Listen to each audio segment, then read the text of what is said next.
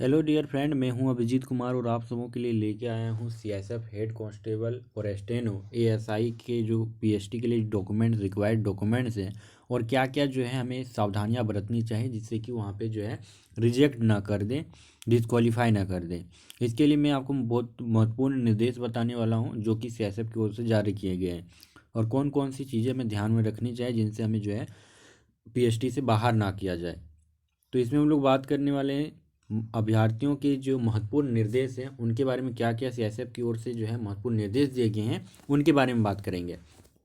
पहला दिया हुआ है कि ई प्रवेश पत्र में दिए गए स्थान पर अपने हाल के रंगीन पासपोर्ट आकार के फोटोग्राफ को विधिवत चिपकाते हुए भर्ती केंद्र पर लाएं, अन्यथा आपको भर्ती केंद्र से प्रवेश की अनुमति नहीं दी जाएगी। आपको क्या करना है, आपको जब इंटर करना होगा, जहाँ पे सेंटर में इंटर करना होगा, उससे पहले आपको क्या करना है ना, एडमिट कार्ड में एक फ़ोटो दिया है, उसके फ़ोटो के बगल में आपको एक जगह मिलेगा, वहाँ पे जो है ना अपना एक जो है हाल ही का कोई फ़ोटो जो है वहाँ पे चिपका कर लेके जाना है। ऐसा नहीं बिना चिपकाए हुए आप जाएंगे तो आपको वहाँ पे अंदर प्रवेश नहीं किया जाएगा जब तक कि आप उसमें फ़ोटो चिपका ना ले। आप घर से भी चिपका के ले जा सकते हैं या वहाँ पे सेंटर के पास में ही जाके चिपका सकते हैं। सेकेंड नंबर हम लोग का है महत्वपूर्ण निर्देश कि शैक्षणिक योग्यता 12वीं पास है। जो अभ्यर्थी शैक्षणिक योग्यता अर्थात 12वीं पास को पूरा नहीं करते हैं भर्ती प्रवेश पात्र नहीं होंगे। आपको है कि वहाँ पे जो है आपको 12th पासिंग सर्टिफिकेट लेके जाना है। पासिंग सर्टिफिकेट आपको लेके जाना है, इसमें आपको ये पता चलेगा कि आप 12th पास कर चुके हैं, तब जाके आपको इंटर किया जाएगा। नेक्स्ट हम लोग का थर्ड पॉइंट है, भर्ती के दिन उम्मीदवार भर्ती केंद्र पर रिपोर्टिंग टाइम 6:30 बजे, सुबह 6:30 बजे आपको रिपोर्टिंग करना है। प्रक्रिया 7 बजे से शुरू होगी। नेक्स्ट हम लोग का है चौथा नंबर है कि ई प्रवेश पत्र को ध्यान से जांचें, यदि कोई कमी पाई जाती है तो सुधार हेतु भर्ती बोर्ड के संज्ञान में लाएं। अगर कोई गलती है आपके डॉक्यूमेंट्स में, एडमिट कार्ड में, तो आप जाके भर्ती बोर्ड में संपर्क कर सकते हैं। नेक्स्ट पांचवा नंबर है, अपने पासपोर्ट आकार के 4 रंगीन नवीनतम फोटो, आपको 4 को जो है पासपोर्ट साइज जो है आपको रंगीन फोटो आपको लेके जाना है, एक चिपकाने के अलावा और 4 लेके जाना है। साथ ही आपको शैक्षणिक यानी कि 10th और 12th की मार्कशीट और पासिंग सर्टिफिकेट यानी कि सर्टिफिकेट आपको लेके जाना है। उनके अलावा कास्ट सर्टिफिकेट, आपको रेसिडेंटियल निवास प्रमाण पत्र तथा अन्य दस्तावेजों की मूल प्रति के साथ एक सेट कॉपी लेके जाए। आपको जो ओरिजिनल ये सब लेके जाना ही है। 10th 12th का पासिंग सर्टिफिकेट, मार्कशीट आपको ओरिजिनल लेके जाना है, कास्ट सर्टिफिकेट भी लेके जाना है। उनके अलावा जो आपको निवास प्रमाण पत्र वो भी लेके जाना है, लेकिन साथ में इनका एक फ़ोटो कॉपी भी लेके जाना है, जेरॉक्स लेके जाना है, जो कि वहाँ पे आपको सेल्फ अटेस्टेड करना होगा। आप यहाँ पे घर से भी करके ले जा सकते हो सेल्फ अटेस्टेड, या फिर वहाँ जाने के बाद अब कर लेना है सेल्फ अटेस्टेड, यानी कि आपको वहाँ पे सिग्नेचर सभी डॉक्यूमेंट्स में करना है जेरॉक्स कॉपी में। ठीक है। नेक्स्ट है अपना फोटोयुक्त पहचान पत्र, जैसे कि आधार कार्ड हो या फिर voter card, driving licence, PAN card, विश्वविद्यालय महाविद्यालय द्वारा जारी पहचान पत्र या कोई एक अपनी पहचान सिद्ध करने के लिए लाएं। ये सब जो है आपको वहाँ पे जब इंटर करेंगे तो आपको एडमिट कार्ड एक चेक किया जाएगा, आपका एक कोई भी आईडी चेक किया जाए, चाहे आपको Aadhaar card, voter card, driving licence, इसके अलावा पैन कार्ड, इस सब में कोई भी चीज़ आपके पास डॉक्यूमेंट्स में एक लेके जाएंगे, आप दिखाएंगे, तब जाकर आपको सेंटर में इंटर करवाया जाएगा। नेक्स्ट है 7वां नंबर, ई प्रवेश पत्र के सुरक्षित रख रखाव के लिए आप जिम्मेदार हैं। ई प्रवेश पत्र किसी भी अन्य व्यक्ति द्वारा प्रयोग करके पाए जाने की स्थिति में आपको सिद्ध करना होगा कि आप किसी भी अन्य व्यक्ति से सेवा का उपयोग नहीं करते हैं। नेक्स्ट है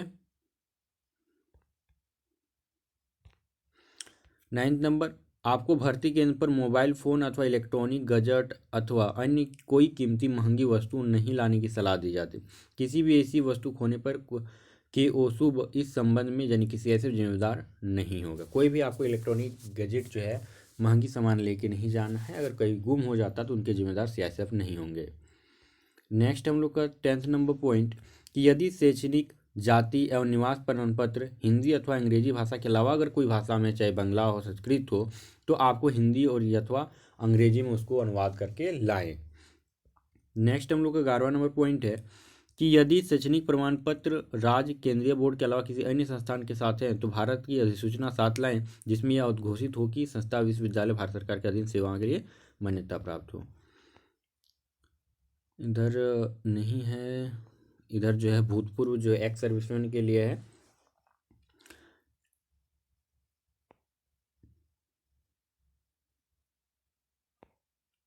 इनके बाद और एक दो को निर्देश दिया, वो देख लेते हैं कि आपको निर्दिष्ट स्थान दिनांक समय पर रिपोर्ट करना है।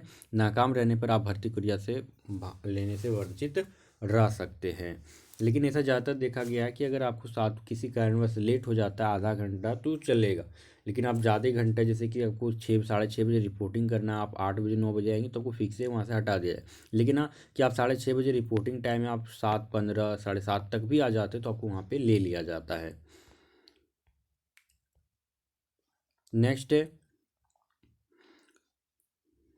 लिखा है कि इस चयन में पीएचडी को आप इनको अंतिम चयन ना समझे, क्योंकि इनके बाद बहुत सारी प्रोसेस है। इनके बाद है कि इसको जो है 1-2 दिन रुकने की प्रबंध के साथ तैयार होकर आना है। यात्रा और ठहराव के लिए कोई भी आपको टीए डीएड दे नहीं होगा। 1-2 दिन ऐसे बोला जा रहा है, लेकिन 1-2 दिन का टाइम नहीं लगता है, ये एडवांस में बोला गया है। आपको मिनिमम से लेके 3 से 5 घंटा में आपका जो पीएचडी का पूरा जो है वो ख़त्म हो जाएगा। जल्दी भी हो सकता है, टाइम ज़्यादा भी लग सकता है, लेकिन 1 दिन से ज़्यादा आपको नहीं लगेगा।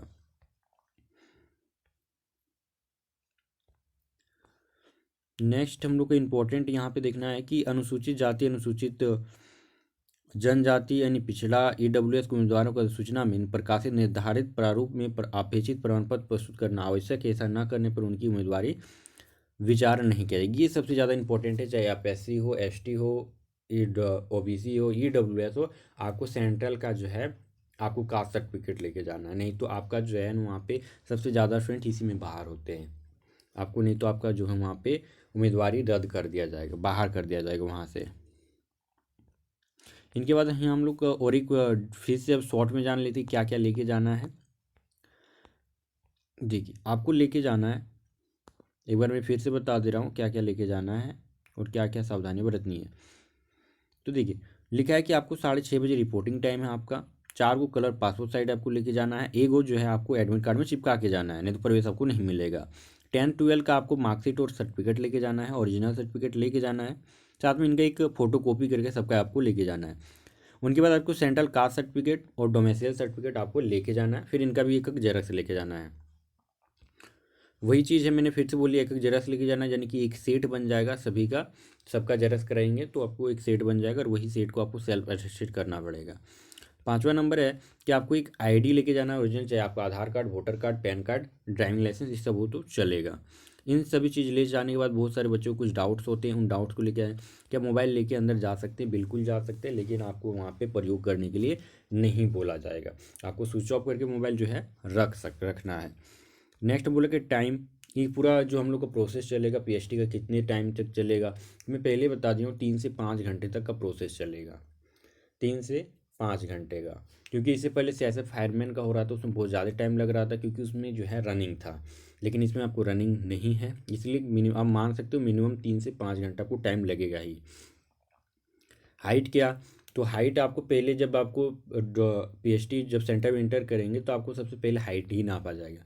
हाइट के बाद आपका चेस्ट, चेस्ट के बाद वेट, और वेट के बाद आपको डॉक्यूमेंट वेरिफिकेशन लास्ट में होगा। तो आप बात करने वाले हैं कि हाइट में क्या क्या हमें नापा जाएगा, कितना मेजरमेंट किया जाएगा। तो मेल कैंडिडेट के लिए होगा, चाहे आप ओबीसी हो, एससी हो या फिर जनरल हो, आपका 165 सेंटीमीटर मेल के लिए, जबकि फीमेल के लिए एक 55 सेंटीमीटर आपको जो है मापा जाएगा। ये है ओबीसी, एससी या जनरल के लिए, ठीक है। इनके बाद आपको यही वाला आ जाएगा कि आपको जो है एसटी और फीमेल कैंडिडेट के लिए कितना होगा न। मेल के लिए जो आपको एक 62.5 होगा मेल के लिए, ठीक है, जबकि फीमेल के लिए जो है एक 50 सेंटीमीटर आपको मापा जाएगा। चेस्ट में, चेस्ट में आपको जो है, चेस्ट जो है आपको बिना फुलाए हुए 70 सेंटीमीटर, 77, और आपको फुला के 82 सेंटीमीटर तक फुलाना है। ये जो है वही ओबीसी, एससी और जनरल के लिए। जबकि एसटी के लिए आपको जो है 76 से 81 है। फीमेल के लिए कोई भी मेजरमेंट, चेस्ट मेजरमेंट नहीं होता है। तो आपको क्या करना है, बिना फुलाए आपको 77 करना है। उनके बाद आपको फुला के 82 करना है। बच्चा इसी में, इसमें भी सबसे ज़्यादा छटता है। दो चीज़ में आपको यहाँ पे बच्चा बहुत ज़्यादा छटते दिखेंगे। एक चीज़ होता है चेस्ट में छटता है, दूसरा चीज़ छटता है आपको डॉक्यूमेंट्स में, और ख़ास करके कास्ट सर्टिफिकेट में। आपको चेस्ट में क्या ध्यान रखना है कि आपका चेस्ट जो है ना, अगर 77 से एक कम भी है, 76 भी है, 75 भी तो चलेगा, लेकिन आपको फुलाना कंपलसरी हो जाता है कि आपको फुला पा रहे हैं कि नहीं 5 सेंटीमीटर। ये आपको वहाँ पे मेन चीज़ देखा जाता है। ऐसा नहीं कि आपका जो 80 सेंटीमीटर भी आपका चेस्ट है बिना फुलावे, लेकिन आप फुला नहीं पा रहे हो 5 सेंटीमीटर, तो आपको वहाँ से निकाल दिया जा सकता है। नेक्स्ट है वेट। वेट सबके, इसके बाद वेट होता है। वेट सबके हाइट के अकॉर्डिंग वहाँ पे होता है, ठीक है। मेजरमेंट सबके हाइट के अनुसार जो है वहाँ पे वेट मापा जाता है। लेकिन आपको याद रखिए, कम से कम आप जनरली आपको मान लीजिए 50 से 52 आपका है तो आप परफेक्ट हैं, आपको कोई नहीं छाट सकता। और वेट में बहुत कम, लगभग ना के बराबर, छाटता ही नहीं है इसमें। नेक्स्ट है डॉक्यूमेंट्स में। डॉक्यूमेंट्स इनका प्रोसेस होगा, और डॉक्यूमेंट्स वही डॉक्यूमेंट्स लेगा जो मैंने इससे पहले बता दिए हैं। इसके अलावा अगर कोई भी स्टूडेंट को किसी प्रकार का डाउट है तो कमेंट में बताएं, उनका जवाब रिप्लाई कर दिया जाएगा। धन्यवाद।